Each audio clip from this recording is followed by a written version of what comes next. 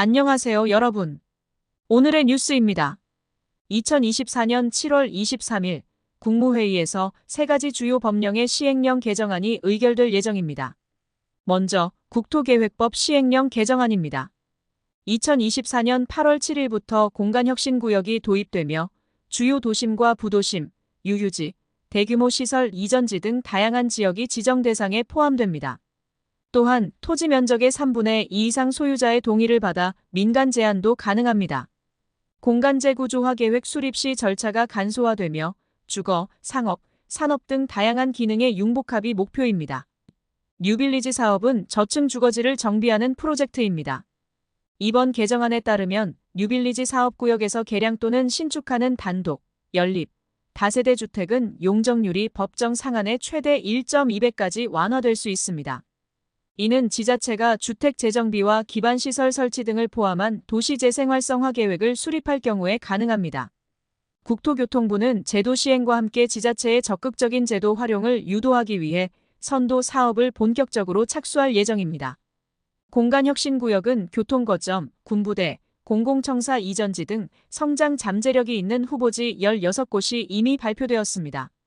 지자체는 공간재 구조화 계획 수립, 사업 시행자 지정, 공공기업 협상 등을 통해 공간혁신구역으로 지정하게 되며 국토교통부는 이 과정에서 지자체를 지원할 계획입니다.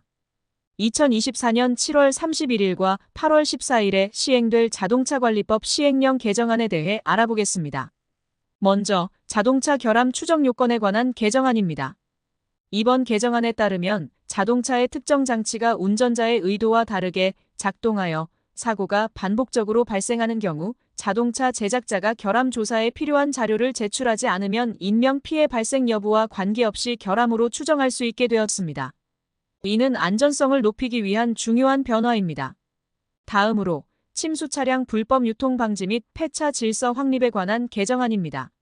침수 사실 고지 의무를 위반한 사람에게는 과태료가 부과되며 침수로 인해 전손 처리된 자동차를 30일 내에 폐차 요청하지 않은 경우 과태료가 1,000만 원으로 상향되었습니다. 또한 침수 사실을 미고지한 매매업자에게는 일정 기간 고용 금지가 적용됩니다. 또한 자동차 제작자의 첨단 기술 도입 및 무상 지원에 관한 개정안도 포함되어 있습니다.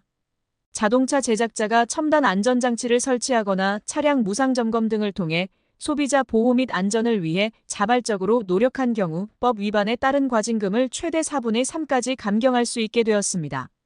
구체적인 활동 및 감경 기준은 별도로 정하여 고시될 예정입니다. 주거약자법 시행령 개정안에 대해 알아보겠습니다. 주거약자법 시행령 개정안은 장애인, 고령자 등 주거약자의 편리한 주거 생활을 지원하기 위해 마련되었습니다. 주요 내용은 다음과 같습니다. 첫째, 지원 대상자 확대입니다. 현재는 지체장애인에게만 제공되던 높이 관련 편의시설을 이제 고령자 등 모든 주거약자에게 공급할 수 있도록 확대합니다. 둘째, 지원 항목 추가입니다.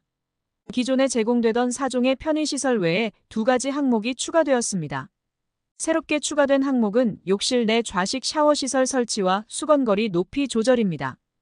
기존 항목으로는 높낮이 조절 세면기, 좌식 싱크대, 비디오폰 및 가스밸브 설치 높이 조절 등이 있습니다. 이번 개정안은 공포한 날부터 시행되며 시행 이후 한국토지주택공사 LH 등이 입주자 모집을 하는 경우부터 적용될 예정입니다. 국토교통부 이기봉 주거복지정책관은 이번 개정안을 통해 공공임대주택에 입주하는 장애인과 고령자 등 주거약자의 주거 편의가 크게 개선될 것으로 기대한다고 밝혔습니다. 이상으로 오늘의 주거약자법 시행령 개정안 요약을 마치겠습니다. 시청해주셔서 감사합니다.